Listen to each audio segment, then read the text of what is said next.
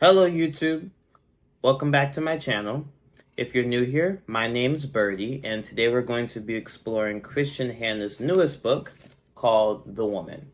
So as always, if you like this video, please consider giving it a like down below. And if you enjoy hearing the sound of my voice, consider subscribing so that we may enjoy and explore books together. So this review will be split into a spoiler and non-spoiler portion, and I'll have final thoughts at the very end. If you want to skip the spoiler section, I'll have timestamps down below in the description. And I also have like a little spoiler bubble probably about right there that you can look at, and it'll let you know that spoilers are ahead. So with that being said, let's dive in.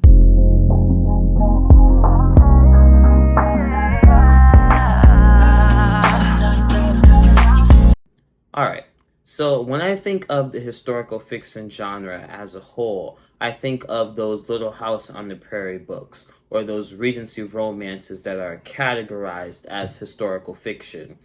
And I have to say that Kristin Hannah is not one of those authors. She is not one of those authors that writes mediocre or unprecedented fiction in that sense.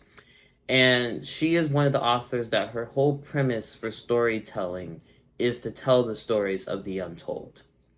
She tells the stories that have long been forgotten or that are underappreciated as a whole. And so when I think of that, and I think about her writing style and understanding that, she takes unique experiences to a specific group of people or a specific individual, and she amplifies them. She amplifies the emotions. She amplifies the context. She makes it so universal that you have no choice but to understand what they're going through.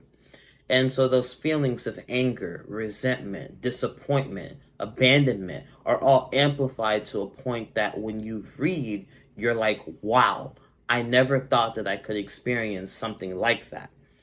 And so specifically in this story, The Woman, we follow Frances, or Frankie McGrath, and Frances is brought up to idolize the military. Her father idolizes the military. Her mother is along with that. They're brought up as Navy men and women. You help and serve the military in whatever way you can.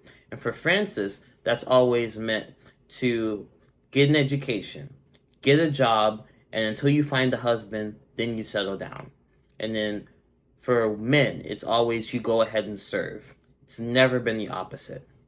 And so in this story, Frankie has a strong relationship with her brother. And as he goes off into the military and as they start his going away party, Frances starts contemplating and reminiscing about their life.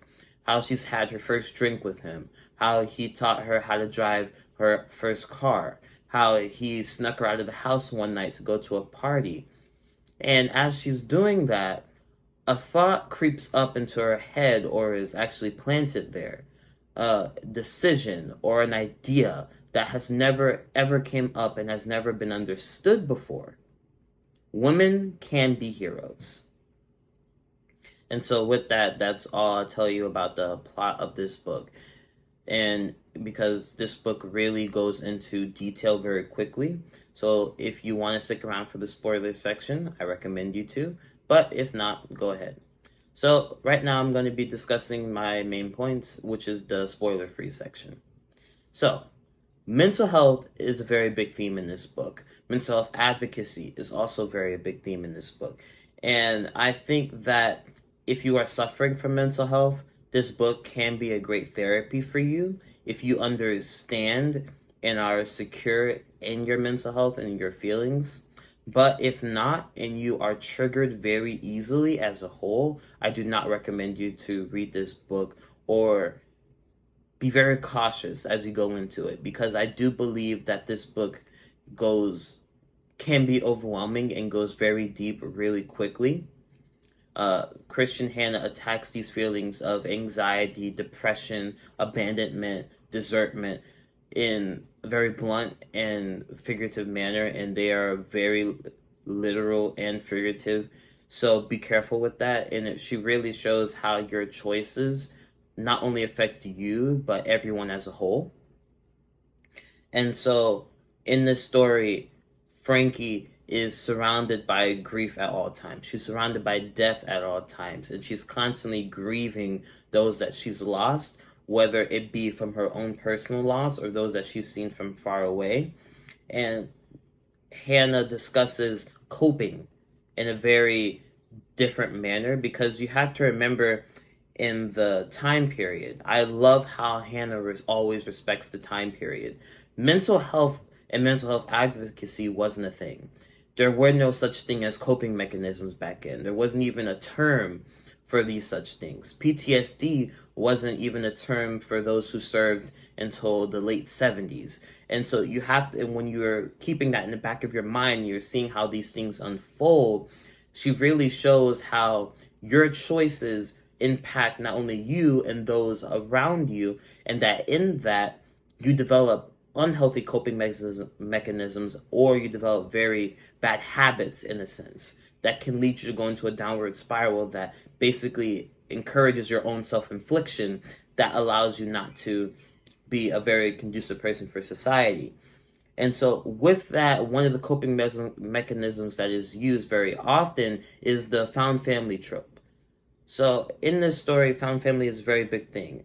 Frankie is trying to connect. She's a very connected person, and as she's trying to connect and get over these feelings, she's constantly told to let go, stop thinking about it, stop trying to reminisce, and she's trying to find that family or group of people that really understands her, and she does, but it's not in the way that you think, and she forgets that everyone has their very unique experiences in certain situations, and that causes her to have that feeling of abandonment and desertion that is not conducive for her. And so Hannah very much clearly shows that sometimes we don't understand what is going on and what's happening as a whole in individuals. And so this categorizes, and it goes back to that point of coping and unhealthy coping and how that really affects us as humans. And it shows that back then, as mental health was not proven, or it wasn't so much as heard of, that males and females, well, especially males, but they'll tell you just forget about it. Leave it alone. Don't try to think about it. And it's hard for when your personal experiences, you're trying to explain to someone how you feel, and they just tell you to just forget.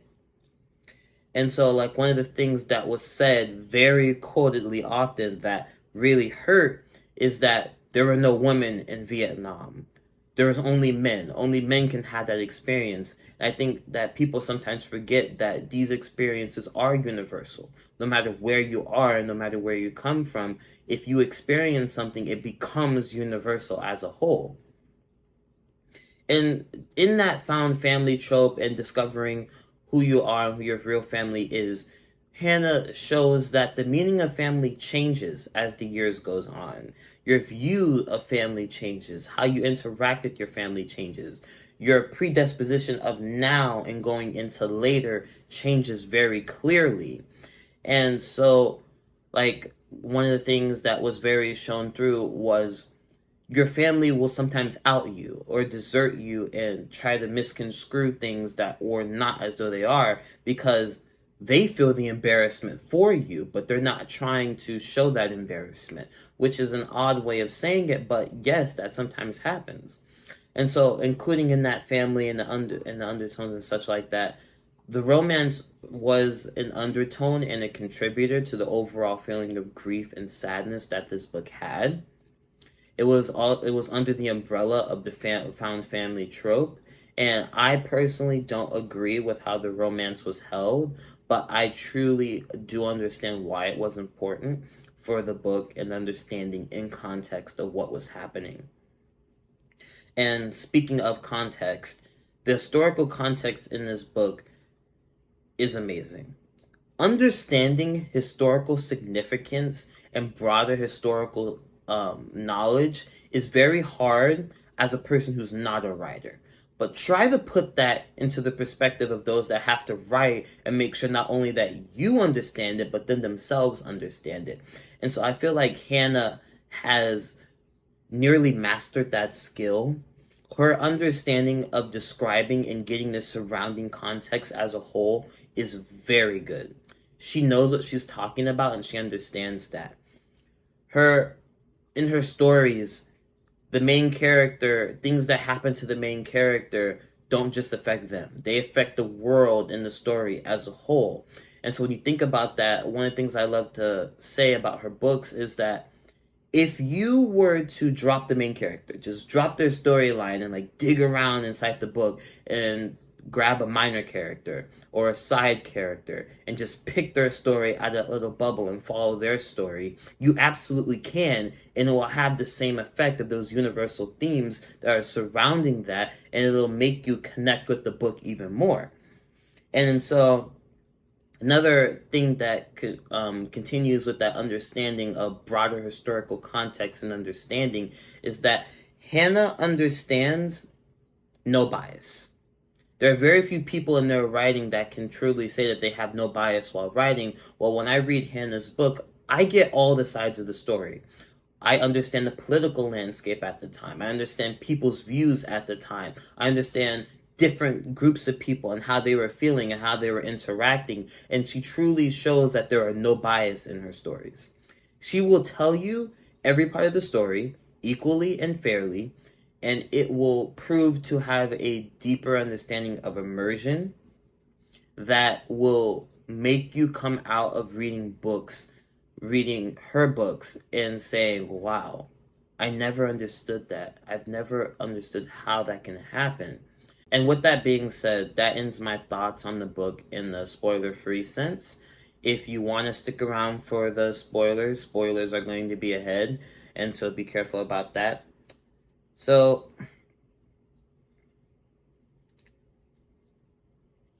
I don't understand. I'm trying to like gather myself for these spoilers because I have like a whole lot of thoughts. Okay, I first want to say that Rise, he's a snake. He's an idiot and a snake that I wish that the Viet Cong would have stayed there and killed him. I wish he would have died in the grave and never came back. And so Frankie is just getting back on her feet. And this idiot appears on TV and he's back from the Viet Cong and he's ready to be a war hero and he's ready to do all of that, and he makes Frankie the side piece once again. And like watching her relapse and get sucked back into his idiocy and stupidity is one of the like it makes me just want to choke him and like ugh.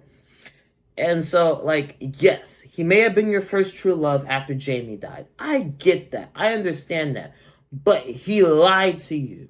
He lied about him being married. He lied about him being engaged. He said that he broke off the engagement and that nothing was happening. But no. He wants you to be a side piece where while he's having sex with you, while his wife is pregnant. Pregnant, people. And so that... And then the thing is, he lied to you repeatedly. You asked him over and over again, am I your only person? Is there someone else out there? Is it just going to be me and you? And he's like, yeah, baby, yeah. But no, it's not. He's not going to make it that way. And then it's just like, you survive a miscarriage. You have a good man. You have Henry. And yet you leave all of that and you go to a man who's such an idiot. And saying that with context, I understand why this romance was important. Rise was a part of that found family trope. He was along with everyone else that was in there, the nurses that helped Frankie, her two best friends. I can't remember their names off the top of my head at the moment, but he was along with that. And I understand why that's truly important to the story, but like, man, was it annoying to watch her relapse, and it hurt. And it's like, it's understanding that the people who experience that with you, you want to connect back with them, but you have to truly understand that every story is individual. Everyone's experiences are individual, but they become universal as a collective. And so she was struggling with PTSD. She had a good engagement. She was engaged to a man that was trying to help her, who sat through her nightmares at night and her waking up and complaining about these bombs that were going off in her head. And then she leaves all of that and she goes back to the man who was an idiot from the beginning. I knew I hated him from when I first saw him back in chapter 1. He's the one that put the idea in her head to go into the army and become a nurse. Why? I don't know, but I do understand that, and I truly do believe, because my mom, she's a nurse, and I truly understand that the saying that women can be heroes. And so, with that, with my rant, I just want to say that I do understand it, but like I hate it with a point, like in a sense that I hate it. Like if I ever see that again, it's gonna agonize me. And so I think that's it. Those are all my thoughts. This book was an easy 5-star read. I really did enjoy it. And so if you ever want to read this book, let me know in the comments. If you've already read it, let me know your thoughts on it as well. It was really fun, and I definitely am going to be picking up more Kristin Hannah books in the future because I love her as an author. And so, with that being said, all right, that's a wrap. Peace.